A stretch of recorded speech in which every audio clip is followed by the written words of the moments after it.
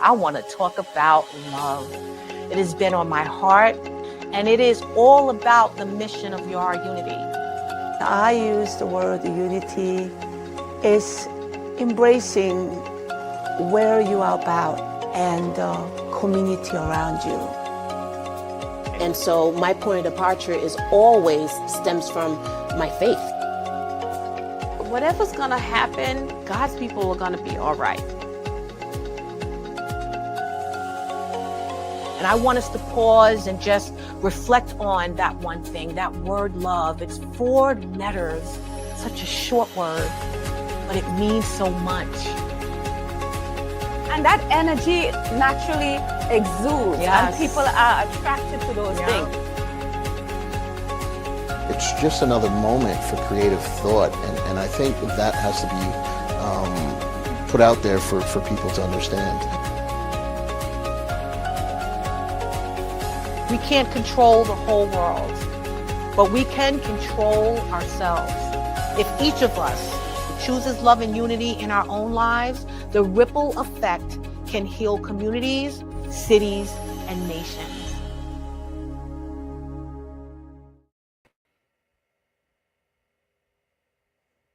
Welcome, everyone, to Our Unity, a show that wishes to spread a spirit of peace and love in the world, one conversation at a time. We want to encourage you to use your voice to positively impact those around you. If you have influence, if you have a platform that you speak from, if you are a leader in your expertise, in your community, it is so important that we use our voice and our words to uplift and empower one another. Right now, it is so important that we speak life into people's lives, that we think and we do positive things for other people, as well as humanity and the world at large. It is so important that if we have an opportunity to reach out to others, to share with them how they can be the change that we need in this world, we need to encourage them to do so. We need to back them in every effort, and we need to speak those words into them so that they can make sure that it comes true. At this moment, the leaders of this world, unfortunately, are so very divisive. They're not uplifting us. If anything, they're doing everything in their power to divide us. But I think that if we have the opportunity, if we are speaking from a level where people can adhere to our words and understand what we're saying and grow from that information, that we can make a positive impact in this world. I am your host, LeShawn Walker. I'd like to welcome you in. Please like, share, and follow. Let everyone know that we're on right now. I hope that you guys have had a wonderful couple of weeks of 2026. It has been beautiful. I've been enjoying actually every single moment, to be honest with you. I think right now is the time that every single last one of us should be looking forward to greatness to unfold for us this year. Regardless of what we've gone through, regardless of whatever challenges are coming our way, we stare them down deep, we stare them down head on, and we just keep it moving. That's all that we can do right now. So that's what I'm doing. I'm enjoying the beginning of the new year. I am spreading joy and happiness wherever I go, as you know I always do. And I'm looking forward to the blessings to unfold for the rest of this year. And I hope that you guys are doing the same. As I mentioned in the intro, it's all about uplifting one another. It is time that we empower one another. It is time that we speak greatness into each and every last person here on this earth. It is unfortunate that the things are going on around us we may not have control over. But if we make sure that we're speaking from a sense of caring and compassion and love for others, there's no doubt in my mind that the things that we wish to happen and occur for our future will take flight. It's just a matter of us actually putting towards the effort. So that's what I'm doing this year. I am making sure that I am speaking life into people. I am making sure that I am, moving to make sure that this world is a better place. It's not necessarily for me today, for my children, my great-grandchildren, my grandchildren, for tomorrow, because that's what's important. The topic of the show today is Mic to Mission. It is us using our tools, this mic right here, from a platform that we can influence others to actually move on a mission to ensure that this world that we're living in is thriving and growing and progressing. So that is what we're going to be discussing today with an amazing gentleman who I met a few months ago, actually. Didn't realize how much we had in common. We lived in Queens. We went to the same school. It was so amazing. But before I get to that, I want to share with you guys what I have been doing for the last couple of days. Well, yesterday in particular, it was Martin Luther King Day. So, it's so apropos that I speak about, positivity and equality and us progressing our people, because that's exactly what that man stood for. He wanted to make sure that everyone had and was living the same, that we were all happy and joyful, that we were all moving in positivity in our lives, that we were uplifting and empowering each other. His wife, Coretta Scott King, that beautiful, lovely lady who was by his side, she had an event that I went to yesterday that I think is their annual event, and it was the Coretta Scott King Classic, and it was held at the Prudential Center in New Jersey. I'm going to show you a couple of pictures of the event. I went there with my daughter, and it was a basketball game. It was a double-header. Actually, it was a college game, too. These young ladies were phenomenal. The Coretta Scott King Classic returned for a second year on Martin Luther King Day at the Prudential Center. This is a nationally televised event on Fox, which celebrates elite women's college basketball by honoring the powerful legacy and values of Coretta Scott King and the King family. So the first game was between TCU versus Ohio State. I had TCU, which was Texas Christian University, and my daughter had Ohio State. It was amazing. Those girls was hustling on that court, my friend. Now, I lost that game. Unfortunately, it was a very close game. I was not happy because, again, TCU, Texas Christian, I thought they was going to take it. Unfortunately, that was not the case. But the second game was between Vanderbilt and Michigan. Now, I have an affinity for Michigan. I wanted to attend college there. I wanted to be a veterinarian when I was younger, fresh out of high school. And I decided against that journey, that career. I think I just loved animals because I interned with a veterinarian hospital and saw that I had to deal with blood and all kinds of things. And I was like, no, I don't think this is my profession. So I did not attend Michigan. However, I was so interested in seeing these young ladies win this game. So I think I got a couple of more pictures that I can show you. Now, the Coretta Scott King Classic isn't just a basketball event for me. It was also truly a movement. It celebrates leadership, equality, education, and empowerment through the power of sport. And what I love most is that the day was just so much more. It was about not just what happens on the court, but youth engagement. It was about community activation and meaningful experiences that reflect the enduring legacy of Miss Coretta Scott King. So it was so cool to be there, and also to see all the young ladies, all these young girls who I'm sure in the audience, who I'm sure are basketball players, athletes, artists, just creative, beautiful women that were so excited to see these young ladies getting it down on the court. And that's exactly what they were doing, is getting it down. So I think I have a picture of me and my daughter there at the event. It was awesome. It was also beautiful spending that time with her and sharing in that moment as well.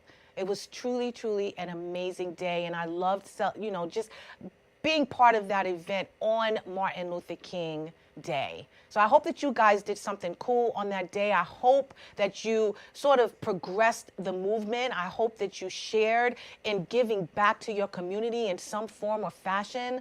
I hope that you was making sure that Martin Luther King's dream stayed alive yesterday, and not just for yesterday, but for, honestly, the rest of our lives. All right? So I want to get real quick now to my amazing guest. And the title of the show, because of everything that's in my heart, is called Mic to Mission. And we will be speaking with the amazing Daniel Chamberlain, internationally known as Geechie Dan. He is a hip-hop historian, media personality, and cultural activist dedicated to preserving the legacy, truth, and global impact of hip-hop. Raised in Hollis, Queens, during the early rise of the culture, Geechie Dan was inspired by pioneers like Run DMC and LL Cool J and began documenting the movement firsthand, recording hip-hop parties, park jams, and cultural moments throughout the New York City tri-state area as hip-hop was being born. Geechie Dan's story is also one of survival and transformation. Growing up in an overly religious household, he found himself searching for freedom, identity, and a safe outlet for what he was experiencing at home. Hip-hop became his escape and ultimately his saving grace, giving him a voice, community, and purpose. In 2008, he shared more of his personal journey in his book, The Kingdom Hall No More, where he opens up about his 16-year involvement with the Jehovah's Witness and the impact that that experience had on his life. That testimony of breaking free and rebuilding is part of what fuels his mission today, using culture not just for entertainment, but for healing, truth, and empowerment. Geechie Dan is the host of Planet of the Tapes on Rock the Bells Radio on Sirius XM and the visionary founder of the International Hall of Fame Music and Culture and the Hall of Tapes, platforms dedicated to archiving and honoring hip-hop history worldwide. As of January 2026, Geechie Dan returns to the National Hip Hop Museum as the museum archivist and talent, further expanding his cultural preservation and his work. Today, Geechie Dan's impact stretches beyond hip hop as he focuses his efforts on humanity as a whole. He has been appointed Peace Ambassador for Peace Lights Organization, a global non-governmental organization affiliated with the United Nations, committed to advertising, promoting, and creating peace-related efforts and activities worldwide. His work is a powerful reminder that a mic can become a mission and a culture can become a bridge to peace and unity. So please help me welcome the incomparable Geechie Dan. Hey, LeShawn. How are you? That was a beautiful introduction. Oh, thank you. Thank you very much. Very nice, very nice. This is all you. Very nice, well said. Yes, well, that's what I was about to say, because this is all you. You know what I mean? This is a summary of you, everything that you've done, everything that you're continuing to do to progress the movement and the moment.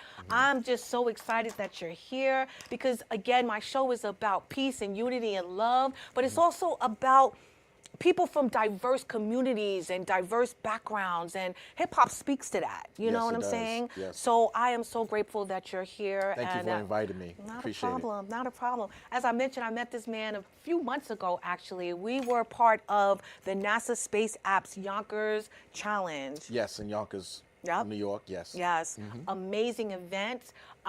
You contributed in so many ways and helped out, and it was such an engaging event. I think we're going to be doing it again next year, so put your boots on, my friend. I was told by Sheffick. Yes. Big shout out to Sheffick.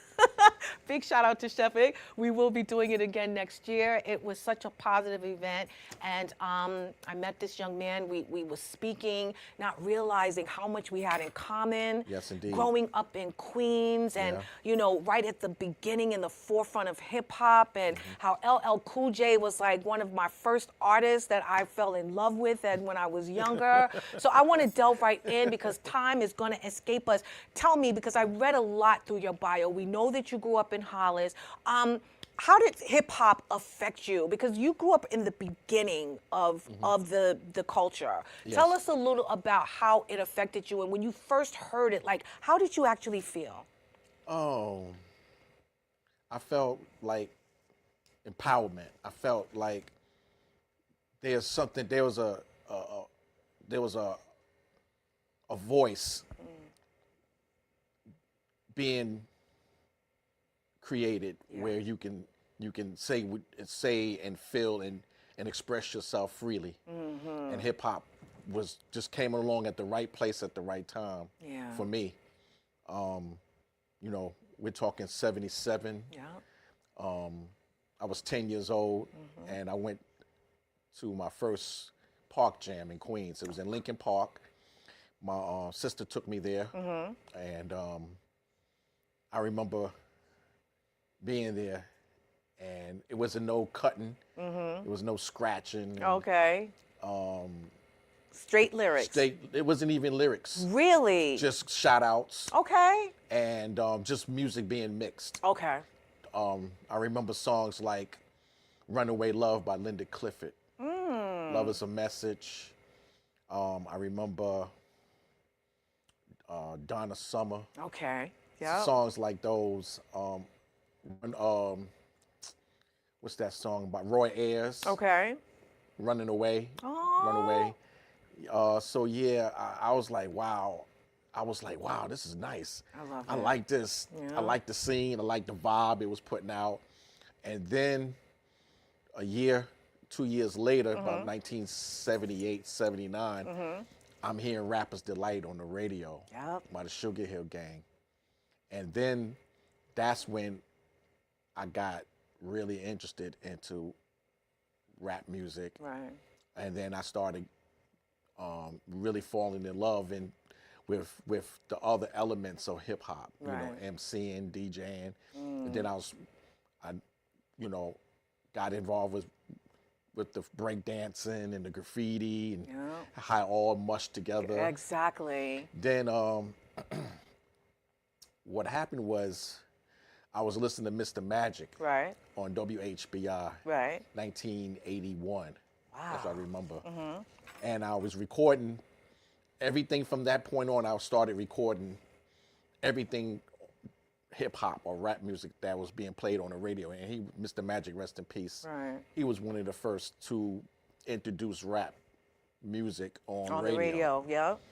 So I made it my business to record and tape all his shows. And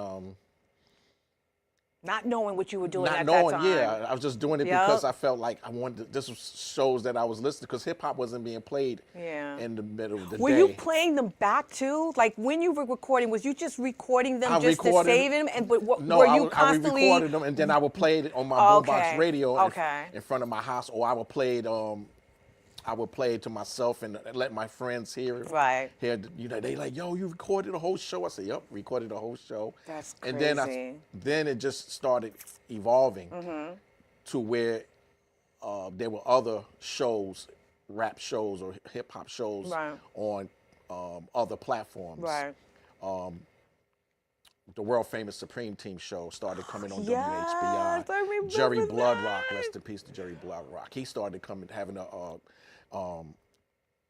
show aired on WHBI. Right. It was 105.9 FM. Wow. And then Zulu Beats Okay. with DJ Africa Islam, the son of Bambaataa, and Donald D.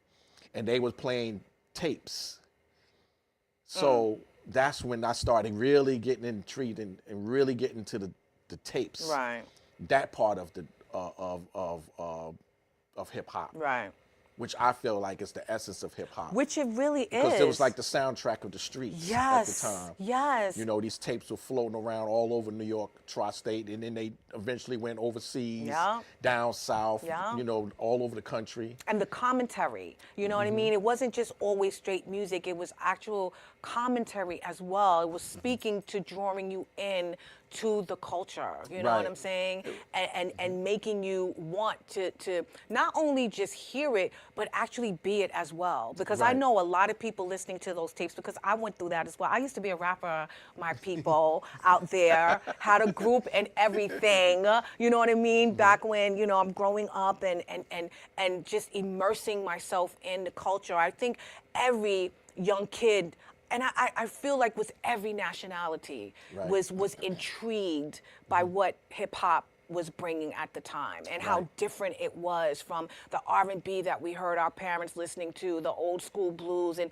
it was a melding of all of those, a meshing of all of those genres together, being spoken to me like poetry. You know Right. what I'm saying? And it was amazing. So you're in your household, you're now making these tapes, not realizing the weight of that. You know what Right. I'm saying? Because I call you the historian, you're the archivist, you are the keeper of the tapes, you know what I'm Yes. saying? Yes. Of those moments in history, whether it was at a park jam, whether it was on the radio, whether it was at a party, you have an insight into that moment, and you can always recollect who you were, what you were thinking, what you were doing time. at that time. Yes. And I think that is so amazing.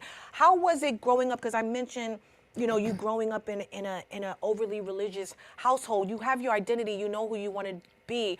What was that like growing up, not having your passion being shared by your mom? That was something that she was against, and it was a challenge for me to present myself as someone that loves hip hop and passionate about something that I really loved. Yeah. And it was, and I picture myself in. I engulfed myself in these tapes. Right. Like I wanted. It was like I was there. Yeah. And I felt like I was in the background, like a fly on the wall. Yes. And I would I would play the tape so much that I knew if you played a snippet of a tape, I would know exactly who was on the tape, Yeah. what year it was, Yeah. where the place to be was. And so my mother noticed early on how I was passionate about something about hip hop. And she was determined to not allow me to dream hip hop, not allow me to be involved in hip hop. Right. And that was a problem. Yeah. And like I said, it was a challenge because I had to live a double life, Yeah. so to speak. I had to, front like I'm just, associate of Jehovah's Witnesses. Right. While my mother was a baptized, dedicated Jehovah's Witness. So every time that, every time I try to go further into, learning and studying my craft with hip hop, it got more. She put more peer pressure on me. Yeah. And she tried several times to kill my dream. She was almost successful. In these tapes, that's why I'm very passionate today. Right. And people wonder why I'm so passionate about that. I said, because you have to understand, I had to go against, the Yes. organization of Jehovah's Witnesses. Yep. She baited them against Yeah. me to tear me down, All to for kill your my dream. dream. Yeah. And my mother, she didn't help. She encouraged it. And then she turned around and, like, I'm not going to allow you to do this. Right. And you're never going to be successful in life. You see? And she told me that. And that really broke my spirit. I know. I It can broke my imagine. spirit, but then I was able to rebound.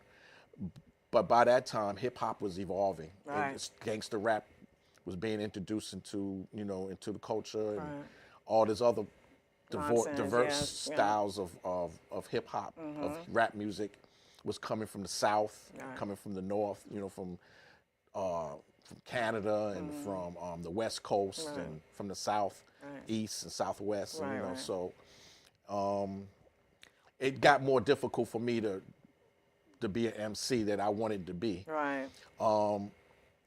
Despite LL Cool J, the cut creator, E-Love, who recently just passed away. God Yeah, bless his rest in soul. power, rest Oh in peace, my my man God. E-Love, my man Sonny.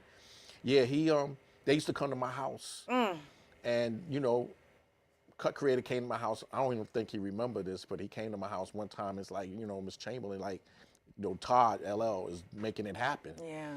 He's making a living from this. Right. And, making good money, and he's doing what he loves. Exactly. And he does it well. And he's not a gangster. No. And he's not out there talking. And that's the sad part, is that even though it did get to that point, it wasn't at that point when you first fell in love with it. You Right. know what I mean? I don't want to call it feel-good music, but it was just people speaking about what their life was, speaking about what their hopes were. You know, Right. it wasn't about killing people and dressing in Gucci and Louis Vuitton. It wasn't material at that Right. time still. So I'm so shocked, that she was pushing the agenda that you wouldn't become anyone from it, because Jehovah Witness, and I used to go to Jehovah Witness church, so, Kingdom Hall, and I know what they focused on, but they still believed in God. And my thing is, this is your gift. You know what I Right. mean? This is something that God put in you. It's your talent. Like, nurture that, Right. and it's just unfortunate that she didn't support you in that Right. effort. But you did finally break away from that, Yes, right? I did. You did not want to. I didn't fall in line, so to speak, with that, and I like I said, it was a challenge because she every time I would think of a way to evolve or move forward or take 2 steps forward with hip hop, she'd find a way to just kick me right down go the back, stairs. You know what yeah. I'm saying? So Oh my God, that must have been hard. it was hard. It was Yeah. very hard. Like I said, she almost succeeded, Yeah. but I had to reach out to God. This is when I really found God, Love it. and it was spiritual. Right. It wasn't religious. Right. So it went beyond Jehovah Witnesses Yep. and what the mind, the mind Being controlled. being controlled. Yes. And it wasn't fear put into fear, you. right? It wasn't yeah? an organization of just a bunch of men. Right. I went straight to God. I hear that. And and the Bible says Jesus Christ is the mediator. So I went through the mediator and went through straight to God. And I asked God, I begged God. I said, please, can you find it a way where I want to honor my mother, but I want to be able to be successful in life and what I love to do. Right.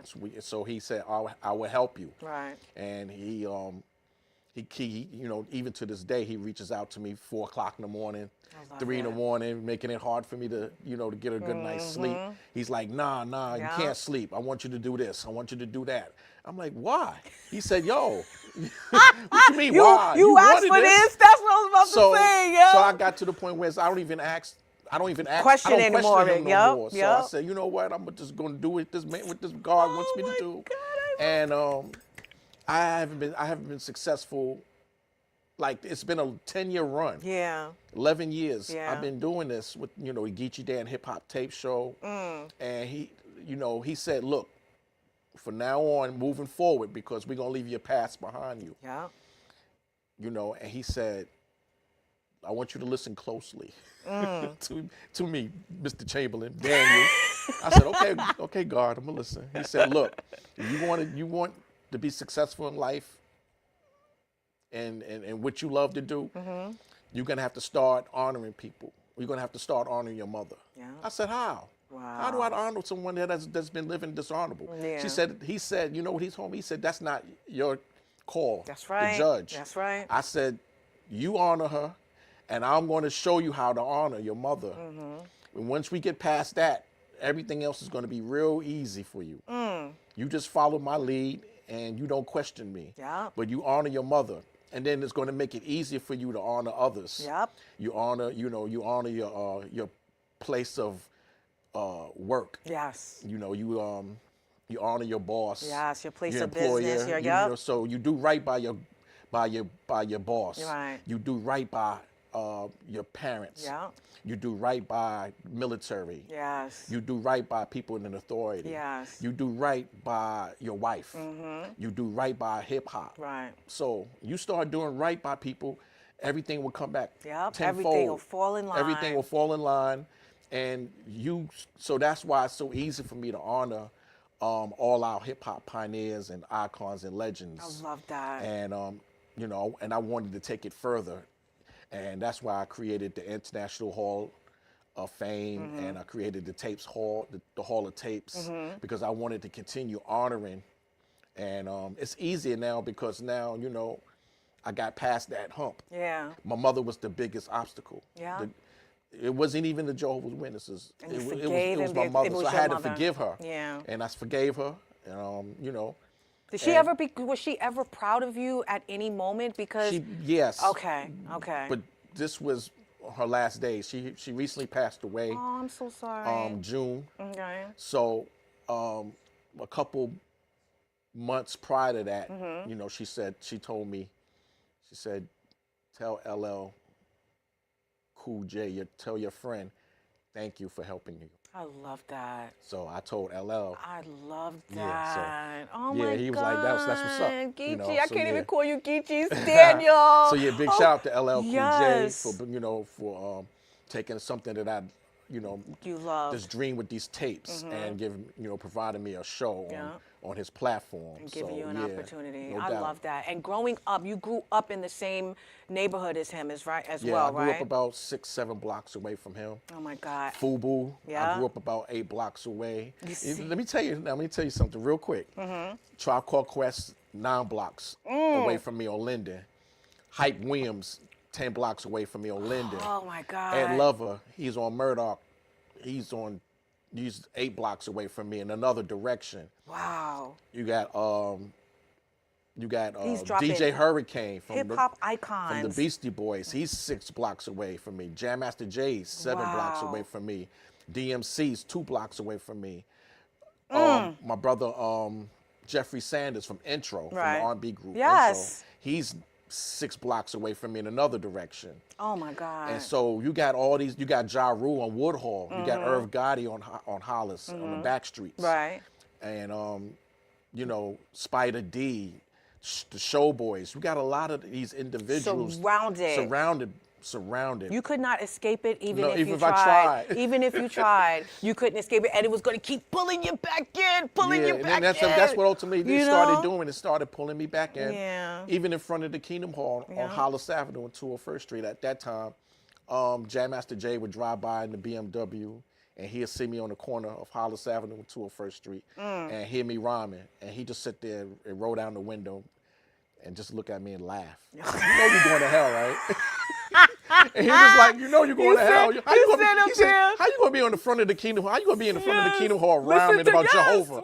You know you're going to hell. He put his finger at me. He rolled the window up and drive off. With your tapes and everything, you are not going to hell. You listen Yeah. to God, He is going to, trust me, you are going to those heavenly gates, my friend. You truly are. So Oh my I've been God. for the last 11 years. I walk around with my tapes in my pocket as a reminder of my mission.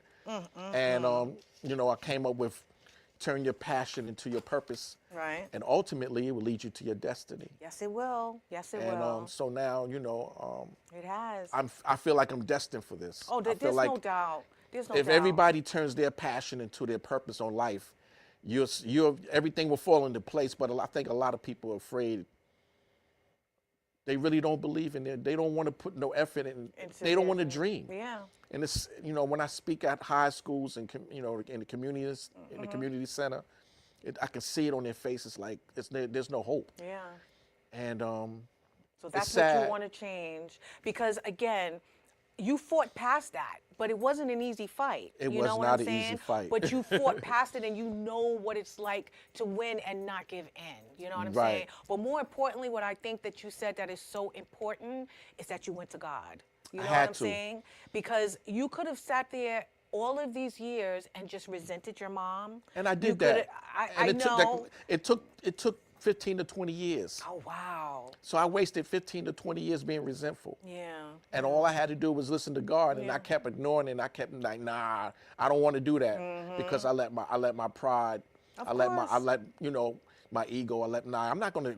Why? She's disrespectful. Yeah. She's dishonorable. She lived- did She that. did right. So I Yeah. blame it on her. Right, and God right. said, I wrote in the Bible, honor your mother and father, Yeah. regardless. It didn't say, Yeah. despite of. Yes. You do it. Yeah. I'll take care of that Right. with her. Right. Me and her, when that time comes for her to be judged, I'm the one that's doing the judging, and I would handle your mother.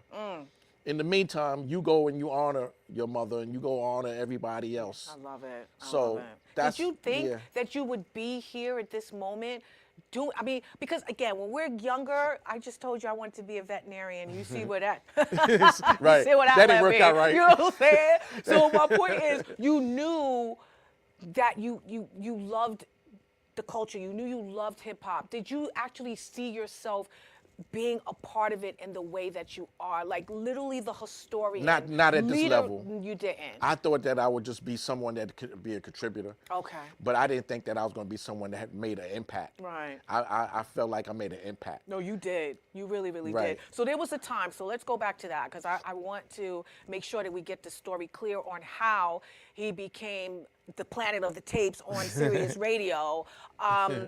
LL Cool J, a friend of yours, you grew up in the neighborhood. Mind you, little sidebar, LL Cool J, I gotta tell my little story. My father was one of the first promoters back when hip hop came out. This is why I have this entrepreneur spirit, because I come from something. My pedigree is deep, you know what I'm girl, saying? check you Just so out. you know. Check you out. So my father was the first promoter for hip hop, and LL Cool J's show, he was the first one to give LL Cool J his first show. Oh, that's dope. His first show. That's at dope. 16, I think he was like 16, years yeah, old. And I was there, sitting in the front at a high school. He was on the tables rapping, you Yeah. know, my radio, and I'm sitting up there, oh, I like a remember little... one of his first shows, it was in Amityville Oh, wow. at his high school. Yeah. And he had another show in Manhattan. That's the show, In the one in Midtown. Manhattan, exactly. So just the desire, I think even at that moment, I knew that I wanted somehow to be a part of hip hop in some small way, in any way possible. Right. But now you got this opportunity. You have this relationship with LL Cool J. I understand you had an album out at one time. Wasn't No. you a rapper? What happened? I was I did a song called Chillin' on the Beach. Okay. I had a record deal Okay. with Public Records Okay. back in 1986, Oh. 1987. What happened was I was on BAU Right. on 90.3 WBAU at Adelphi University, college radio. Right. And I was answering the phones with Dr. Dre from UNTV Rap. Okay. T-Money was up there, Chuck D, Flavor, Keith Shockley was up there. Thaddeus, rest in peace to Thaddeus. He was answering the phone with me. And a brother from Queens, Park Jam legend, his name is Mikey D. Right. Big shout out to Mikey D. He's got an album out right now. Oh, wow. So support, get his album. Okay. And so he called up the radio station, and at that time it was landline phone, and you know, we had like 5 phone lines. So Thaddeus like, yo, Geechie, you got a phone call on line number 5 or something like that, right? And so I answered the phone. I said, yo, who's this? He said, this is Mikey D. Mikey D from Lawrenton, Queens, Mikey D? Wow. Battle rapper Mikey D? He said, yeah, no doubt. He said, yo, I like your demo. The name of the song that I did was called Let's Dance. Okay. And I was rhyming off Impeach the President by Roy I C. remember, Hammond. yes. Yeah. No, I was rhyming off another part of the record that most people, in fact, no one was rhyming off of at that time. Right. So he's like, yo, I like your style, I like your rhymes. Yo, why don't you come to Pop and Kim up at the store on, Merrick Boulevard? Right. And I said, cool. So I went to Pop Kim, got off the Q5 on Merrick Boulevard, across the street, and I seen a bunch of guys on the corner rhyming and just bugging out, drinking 40s. And I'm looking like, I don't know who this Mikey D looked like. I heard of him. I heard his voice on tapes, but I never met him. Right. So I'm looking, and he's right there, like right next to me, got hazel eyes and light-skinned cat, skinny. And I'm like, yo, this is Mikey D. Wow. You Mikey D. He said, you Geechie Dan. And we was friends. We've been cool ever since. So he was, I believe he was going from one label to a new label called Public Records. Okay. A white guy named Walter. And so he said, yo, why don't you call Walter and give him your demo. He lived on like Central Park West. Okay. Right across the street from Central Park in the penthouse. Right. So I take my demo up there, and he said, he pulled out 2 recording contracts. Wow. For me and my man Shawnee D, that was my DJ at the time. Right. And it was a signing bonus like $1,500. Oh, wow. Yeah, that like, was not nothing. bad. Yeah, That's right. so, yeah. it was a rock group on the label, and it was Special K from the Treacherous 3. He was yes. on the label. Yeah, no doubt. Oh my God. So, you are taking me back. Oh my so God. I took the contract home. And my mother, She didn't want you to sign it. no. So every time that I try to, do a show, I had a show on a Thursday night, which was the Theocratic Ministry School at the Kingdom Hall Thursday night from 7:30 to 9:30 at night every Thursday night. So I told my mother, Mom, I'm going to Connecticut with Mikey D to do my song Let's Dance. You know what I'm saying? So she goes, yeah, okay. Go ahead with Mikey D. Go ahead with Mr. Mikey D. Go ahead. Go ahead and do your show tonight. Just make sure you got somewhere to live tomorrow morning. I said, oh, man. No, she didn't. So basically, So I didn't go. You didn't go. No. Let's just say, so no record deal for you. No record deal for me. Aww. And then when by the time I decided to try to do it on my own on a slide, Right. when she didn't know, the record label went out of business. Oh, see, so you know what? So maybe it just wasn't meant thank for you. me. That's what I was about to say. What she did was she saved you a lot of heartache. Let's just say that. But I wished I had. I wish I had a sign and get that. Exactly. At least get that single 15, out. I know. You know? I get it. So we now have no record deal, but the possibility for one. Regardless, you still stayed the course. You still wanted to be in some form or fashion part of hip hop. You accumulated a massive amount of tapes Yes, through the I year, have. and you kept them. Like my family members kept records, and a lot of people keep records. You kept tapes. How did the relationship with LL Cool J and you being on Sirius come about, real quick? He knew that I had tapes. He didn't know how many. He didn't know exactly in detail about the history with me with tapes, but he knew I had tapes. He reached out to other individuals, other pioneers, and asked them that they had any tapes of themselves. And Right. everybody said, I don't got nothing, but Geechie has. He got tapes of us, our crew or whatever. So after like asking around, they all referred him back to me. So Right. when he called me up, he said, yo, what you think about coming on board on the platform? I said, okay, cool. Wow. And he said, what's the name of your show? And I said, Planet of the Tapes. Yeah. And he's like, yo, I like that. That's dope. Yeah. So I told him where I got the name from, and I got it from Chuck D, Wow. from Public Enemy. Wow. He suggested that. Yeah. Prior to of the that, my Tapes. show was called the Geechie Dan Hip Hop Tape Show. Okay. So when I saw a logo, Chuck D did a logo, Planet of the Tapes logo, and he said you can keep it, and then he said, why don't you just call your show Planet of the Tapes? Yeah. And I said, cool, Yeah, I and it appreciate stuck. that. And so when I went on, when I went to LL, he said I can give you an hour show, and I told him that I had Diamond the Artist DTA Yeah. as my DJ. Right. And Bismarcky, rest in peace, he gave me the formula how to present these tapes Right. on satellite radio. I love it. And so that's exactly how it all came about with Rest my is show. history. And with LL, like I said, he gave me the opportunity to be on his platform. So I love it. I love it. So you are actually allowing the listeners you're taking them back to 1978, 1979, as early as 76, with the tapes that you recorded from the radio, no, from the jams. what happened was I started collecting tapes. Okay. I started recording them off the radio Okay. from Mr. Magic, Right. World Famous Supreme Team Show, Zulu Beats, Right.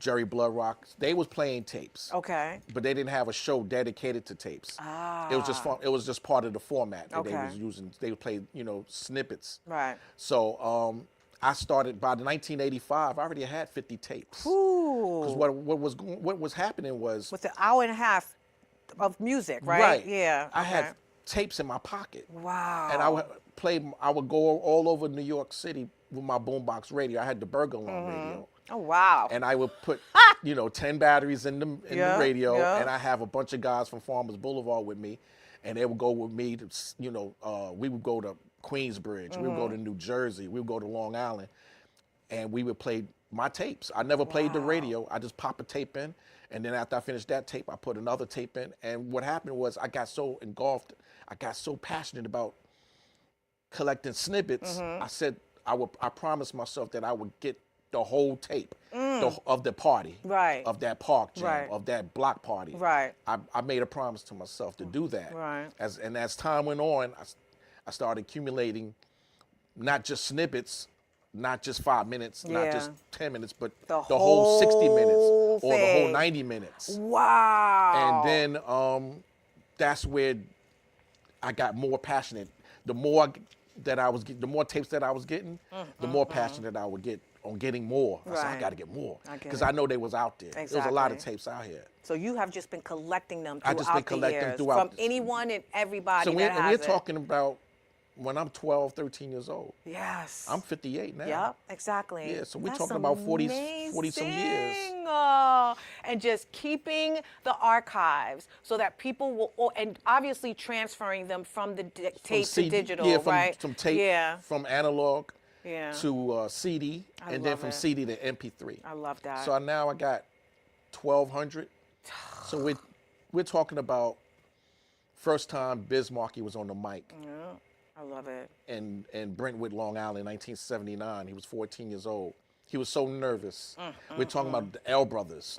We're talking about Grandmaster Flash and the Furious Four before they even became the Five. We're talking about the original Funky Four with Raheem Right. was with the Funky Four. We're talking about early LL tapes in his basement with my brother Mello C, who he used to rap with back in the days before he got, before he blew up. Right. We're talking about battles with LL. We're talking about park jams, block parties, Big Daddy Kane early, Everything Rakim early, Everything that encompassed. Biz Markie early. We're talking about the Foursomes, Dr. Rock and the Foursome C's, Cold Crush 4, Fearless 4, Crash Crew, Zulu Nation. We're talking about Soul Sonic Force, Cosmic Force. We're talking about the forefathers of the we're movement. talking about all these I love Hollywood, it. Dougie Fresh. I love it. And Well, then I started, as the park jams evolved, the block parties evolved throughout the years.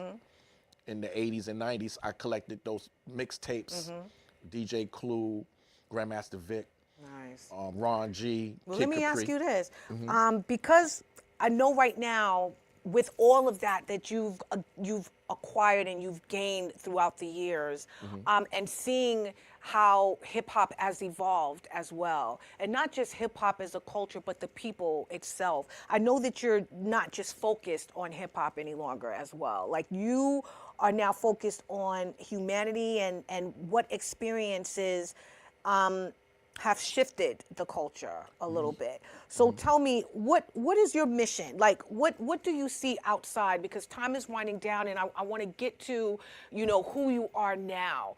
What do you see moving forward? How do you want to impact humanity and bring about global peace? Because I understand you're the peace ambassador for the Peace Lights organization. So what does that mean for you right now in the realm of hip hop? Well, some of the some of the, like when we talk about hip hop, we talk about peace, love, unity, having fun. So peace is part of that Yeah. mission statement for hip hop. Yeah. So that's a mission statement for the world. Yeah. We should promote peace, Yes. not only in hip hop but all over the world. Yeah. The mission statement is with the United Nations is peace. Yeah. So I feel like it should be something that we should be able to do together, collaborate. There should be more collaborations with the United Nations. It should be more collaborations with humanity groups, Planetary Society that I just recently joined with NASA. Right. It just makes sense. To me, it does make sense. And I always tell people every time every time I move, it has to be something that has an impact, not only in hip hop, but in the world. Right. It has to be iconic. Right. It has to be global. Right. It has to be big. Yeah. So those are the three, categories that I try to concentrate on when we talking about going further with hip hop and with peace and humanity, and thinking outside the box. Right. And thinking about hip hop on the moon. Nice. Doing more concerts at the United Nations. Right. And presentations and speeches, and visiting countries all over the world, promoting hip hop and peace. Yes. Even with nations that bans hip hop, like the country of Iran. Right. I don't know if a lot of people don't know this, but Iran bans hip hop. There's a Really? I didn't know that. I know. Wow. A lot of people don't know. So I want to be able to, like I said, I want to be able to promote peace and get the youth involved in these countries, these third world countries, these countries that's war torn, and promote hip hop and promote peace. Yeah. They go together, Hand in hand. hand in hand. Yeah. So I want to be able to go to the North Pole. Yes. Hip hop. I want to play hip hop at the North Yes, Pole. I want to play yes. hip hop at Antarctica. Yeah. I want to be the first to have a boombox radio playing hip hop on top of Mount Everest. Yeah. I want to be on the wall of China with my boombox radio. Yeah. I want to be able to be all over the world, a world ambassador of hip hop, Right. of peace, Yeah. and promote this lifestyle Yeah. And the love. and honor people. Yes. And that's why I created the International Hall of Fame, because I wanted to use that platform, that Hall of Fame, which is the first. Right. There's no International Hall of Fame. So I decided to create an International Hall of Fame after my visit at the United Nations. Right. With Shevik. Right. I was like, I was inspired, and I met Peter from, Peace Right. Peace Lights. Lights. And so I was like, you know what, I need to see if I can take this further. Yeah. And I'm glad I'm doing that. I love that you're doing that. I You really know how do. you know how inspired I was to be at the United Nations. No, I could All these imagine. years I've never been in the United Nations, and I lived in New York. Yeah.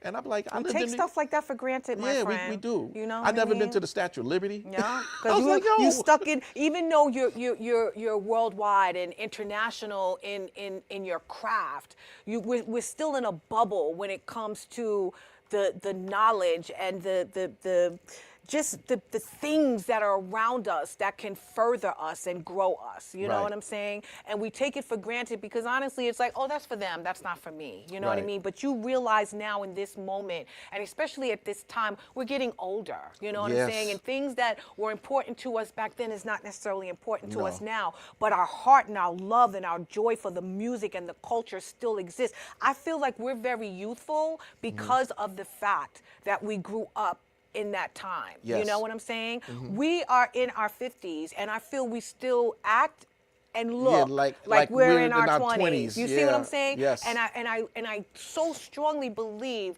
it's because of the culture. I think it is youthful, and I think that your desire to now make an impact in our youth in regard to humanity and peace and what love looks like is because of the fact that we've evolved. They're Right. eventually going to be where we are. Right. Why wait till they're our age for them to realize that?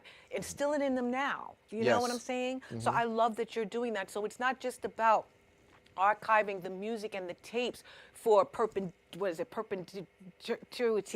It's for you to actually also instill in them why that love was for that music in the first Right. place. Why you were so invested in it in the first place. Right. So I love that. And I allow my passion to carry me. yeah. There's no monetary agendas with me with it. I get what I get. Yeah. If I don't get it, it doesn't matter. It It's doesn't not going to matter. slow me down. Yeah. I just think of different ways that I can earn, a living from this. I love it. And I'm always coming up. I got like 75 ideas for hip hop. I love it. And I write everything down when I get home or when late at night or early in the morning when I can't sleep. God says, go ahead, write it down. Yeah. Write down that Make it idea. plain. That's Let's see right. if you can make that happen. Make it plain. And then, God has a way of just connecting you from that person or this person. And Yeah. he's like, you're two people away from Yeah, from making it getting to happen that up next here. level. That's right. You're 2 steps away from making it a movie. That's You right. 2 steps from making it a TV show. You 2 steps from making it a documentary. I love it. So just keep, Just keep keep it dreaming moving. and keep. I'm putting the right people in place For you. for you, so you can network and they can take you to the next level. I love it. Well, share with us before we go, because time is winding down. What would you like to share? What message would you like to leave with our viewers about you, about the world through the mic? I want to share that. I want to let everybody know that hip hop is. There's the camera. Okay, here's the camera. Okay, the camera. Yeah. I want everyone to know that hip hop is expression of yourself. Hip hop is in you, and you in hip hop. So take yourself, and find something in yourself that you enjoy, that you have a passion for, and turn it into your purpose. Turn it into something that you love and have an impact on the world. And then ultimately it will be your destiny. I dream hard. May not necessarily see all my dreams come true while I'm here, while I'm still here on this earth, but put it out there in the atmosphere. Put a picture of what you dream of. Don't put it in words. Don't put it in writing. Put the picture, attach a picture to your dream, and put it out there in the atmosphere. Put it out there in the universe, and someone who knows, someone behind you, someone after you might come and make that dream come true, which you had started. Yeah. Just a thought. Yeah. The possibilities of hip hop going to other planets, playing hip hop on the moon, having a park jam on Pluto. That might be something that might be the future. I love it. But you would never know if you don't dream. Yep. And if you don't put it out there in the universe. I love it. Thank you so much, Geechie Dan, for being here, for sharing your passion, sharing your work, you know what I mean, which I think is more important, and sharing your dreams, because we all need to continue to dream. So we're going to put your information up, and also your magazine cover first, too. You just was on a magazine cover of Boss in Him. Yes. I love it. Please go out there, guys, and look that up, and as well as follow him. Show your information. Big shout out to Margaret. Yes, at Geechie Dan Official on Instagram and on Threads, and you can also follow him on Facebook at Daniel Chamberlain. I just didn't want to put your personal information. No, it's okay. You Facebook. good. Daniel But, Chamberlain on yeah. Facebook. All right, perfect. But please get in touch with this guy. He is a wealth of information about hip hop. You might even want a tape from back in the day where you was probably at some party and he No probably doubt. has it in the archives. But please check him out. Please follow him. He's an amazing guy doing amazing things in this world. And I'm so grateful for you. Thank I you, really sister. am. I Thank appreciate you. it. Thank you. I appreciate it. All right, so we're going to get real quick to the Dare to Be You. And it is. Dare to be the bridge from culture to compassion. Let your voice honor where you come from while building something bigger than you. When you speak with purpose, your mic becomes a movement and your mission becomes a legacy. And that's exactly what this young man has shared with us today. Go out there and make your mic a mission, my friends. Get out there and make this world a better place. Please dream, and please share those dreams with others, because they can be the catalyst to your come up, to your next level. I'd like to thank Geechie Dan for being here. Thank you so much. I so appreciate you. He is coming back. I don't know when, but he is. I want to thank you guys for tuning in to another fabulous episode of Your Our Unity. Please remember that peace and love is in the palm of our hands. So let's go out there and be some love, share some love, and just walk in love. I'll see you in a couple of weeks here on Your Our Unity. In the meantime, remember that I love you, and I want you to have a good night. Say good night. Good night. Peace.